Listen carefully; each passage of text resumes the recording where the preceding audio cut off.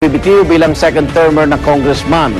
Sa sulat ni Singson, ginawa niya raw ang resignation bilang pagtupad sa kanyang pangako sa kanyang ama na ang pangalan at karangalan ay kanya raw natungisan. Hindi rin daw niya ginawa ang disyong ito bunso ng pag-iingay ng ilan niyang kasamahan sa Kamara na gusto siyang patalsikin. Si Governor Chavin Singson naman naglabas ng samaan loob sa ilang kongresista na patuloy sa pagbatiko sa anak kahit lugmok na ito. Hiniling din ni Governor Singson kay House Speaker Sonny Belmonte na si Ilocos Sur 2nd District Congressman Eric Owen Singson ang pansamantalang pumalit sa nabakanting posisyon ng anak. Pero sabi ni Belmonte, siya na mismo ang papalit habang wala pang eleksyon. Pero ngayon pala, nagpaparamdam na si Governor Singson sa posisyong binakante ng kanyang anak. If ever, baka sakali ako. Iniisip ko rin, pero I don't know. Iano ko yung mga constituent kung sino ang gusto nila. Pero paano po yung posisyon niya if ever kayo ang ano? Well, i-give up ko yung governorship. Bilang governor, pwede. Pwede naman caretaker yun. Kung sa district niya. Kasi governor siya ng Ilocos Sur. Pero hindi niya kailangan bumaba ng posisyon niya bilang gobernador. O may papalitin sa kanya. Hindi, kailangan kasi special election. Elections ulit. Walang mandate kasi pag caretaker ka. Kaya ngayon, ang nasa rules, habang inahanda pa ng COMELEC yan, yung speaker ng House ang pwede maging caretaker. Hindi pwedeng si governor. Pero paano yan? Hold muna lahat ang labas ng pera. Ano yan? Pork Diba? barrel. Pork barrel. Wala muna. Walang kinatawan eh. Oo. Kahit pagdating sa batawan, no? Check niyo, baka nalabas na eh. Hindi, di ba? Si Trillanes siya, nakakulong, pinakamagastos eh. May travel allowance. Nag-explain si Trillanes na kasi daw, pinuno niya daw yung staff niya talaga. Unlike other, senators na may budget for staff, pero Lahat kung naman may nasa dahilan. apat, ganun lang. Lahat may Pero dahilan. gano'n kaya katagal bago makapag-sagawa ng special elections, di ba? Baka by that time, nakalabas na rin si 2013. Congressman Singson. Although 2013. Hindi, kailangan kasi 2013 na. kailangan kasi may pondo. Unang-una, may pondo dapat na ilan ng Kongreso. Pangalawa, may arm election pa. Baka pwede isabay dun. Yung Para naman ang special gusto, election. Oo, i-postpone yung arm election eh. Dahil baka mahalan yung mga ampatuan eh. Pwedeng akin na lang yung posisyon ng Hindi pwede, hindi pwede. Hindi pwede pamimigay sa pamangkin. mag-alap ng election ulit.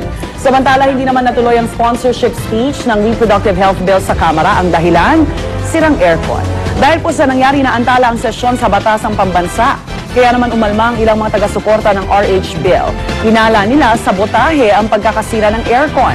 Pwede naman daw kasing ituloy pa rin ang sesyon kahit sira ang aircon. Ang liderato naman ng Kamara dinipensahan ang pagkasira ng aircon. Nagkataon lamang daw ito at wala raw naganap na pananabotahe. Masyado rin daw mainit ang session hall kung ipagpapatuloy ito ng walang aircon.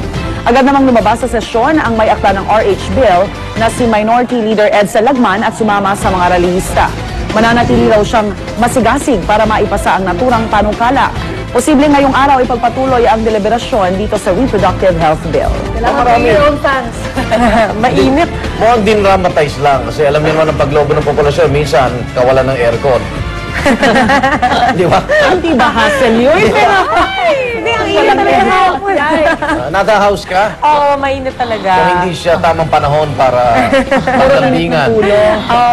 Mahirap. Sanayan kasi yun eh, sanayan. Paypay ka ng paypay. Pero may mic naman. May mic. Magkakarinigan sila lahat. Actually, Kaya mahirap sa nag-open mga- close pa sila eh. Kaya lang, pero sa lagay na yun, na ang konti lang ng tao dun sa session hall, ang init na. So parang pag in-imagine mo na lahat ng tao nasa labas, papasok, tapos puno rin sa floor. Walang Talaga bang ventilation.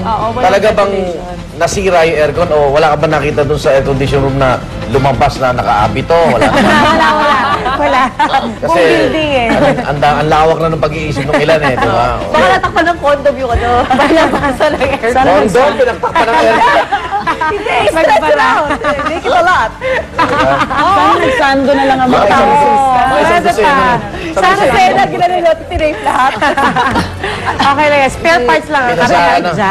Ano na yun, imagination nila yung Imagine kondo. ito. Naisip ko tuloy, pwede palang pasakan din yung tubo ng IUD. Pwede, tama si Lynn. Spare parts, ha? Ito naman po, balita pa rin mula sa Kamara. Nagbotohan na ang miyembro ng House Justice Committee tungkol sa pagpapatuloy ng impeachment complaint laban kay Ombudsman Merceritas Gutierrez. Sa botong 41-12, idineklarang may sapat na basehan ang inihayang complaint ni dating Atbayang Representative Risa Ontiveros Baracel laban sa Ombudsman. Kaya naman ituloy ang impeachment proceedings laban kay Gutierrez. Ilan sa tinignang bigat ng reklamo ay ang kawalang aksyon ni Gutierrez sa ilang kaso, tulad ng NBNZTE deal, ang 1 million pesos na hapunan ng presidential party sa Les Cirques sa New York noong 2009, ang fertilizer fund scam, ang Euro Generals controversy at Mega Pacific hearing. Pawang mga kontrobersyang lumikha ng ingay sa panahon ng Arroyo administration. Hindi po dumalo sa pagdinig si Gutierrez at wala rin siyang sagot sa mga reklamo sa kanya, pero si Ombudsman Gutierrez nagpaliwanag ng kanyang panig sa media. Hindi raw siya naging pabayang ombudsman at bahagi lamang daw ito sa planong patalsikin siya sa pwesto. I will face them anytime, anywhere after the finality of the decision of the Supreme Court. Anytime, anywhere. Kahit sa Plaza Miranda, I will defend myself. Sana kayo sa batasan. Ang problema rito, si Gutierrez, bilang malapit sa pamilya Arroyo, kaklase niya si Fargento Catong. Siya na lang ba nakikita susi para hindi matuloy yung campaign promise na kasuhan si dating Pangulong Arroyo at tuluyan siya makulong, di ba? Siya na lang eh.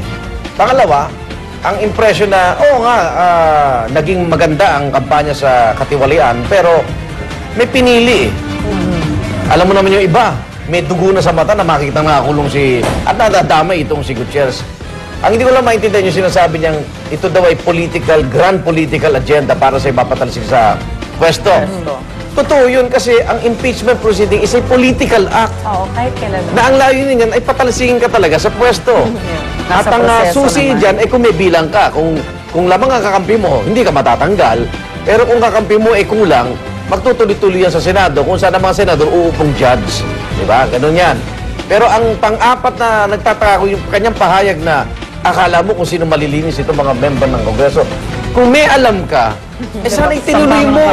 Dahil yan yung hinihintay ng taong bayan na malalaking isda na makitang nandun sa kulungan at talagang merong katarungan naman na dinustay pa ang podo ng bayan. Kasi sabi niya diba? Ito nga si Congressman Tupas na chairman ng Justice Committee, meron daw pending case yung tatay ng grab, kaya ginagapihan daw siya. Yes. Hindi, suriin mo kung meron talagang basihan na nagnakaw yung mag-ama, di ba?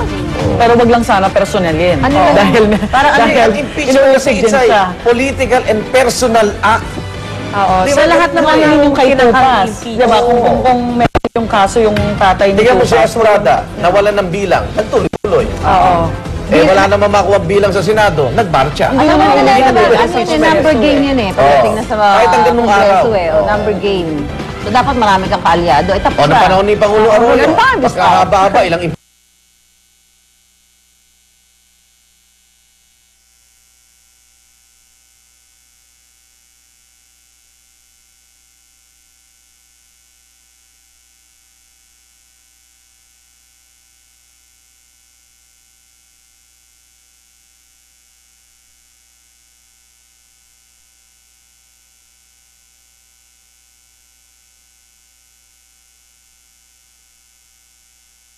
Alamin natin kung naayos po ang sitwasyon sa Fort Taguig sa Ronda Report ni Dante Perelio. Dante! Yes, Igan, pasado alas 9 nga kagabi nang mapasugod ang mga bumbero sa Global City sa Taguig matapos mag-leak ang main pipeline ng LPG na nagsusupply sa mga residential units at commercial establishments. Igan, ayon kay Serge Bernal, manager ng Bonifacio Gas na siyang nangangasiwa sa pipeline, aksidente raw itong tinamaan habang naguhukay para sa ginagawang improvement ng pedestrian lane sa kanto ng 32nd Street at Rizal Drive. Agad naman daw itong naisara ang linya ng LPG at wala pang isang oras ay naayos na rin ang nasirang tubo. Pero Igan, di tayo pinayagang makuna ng malapitan ang sinasabing nasirang tubo. Dahil naman sa nangyari ay maagang nagsara ang mga establishmentong 24 oras na bukas.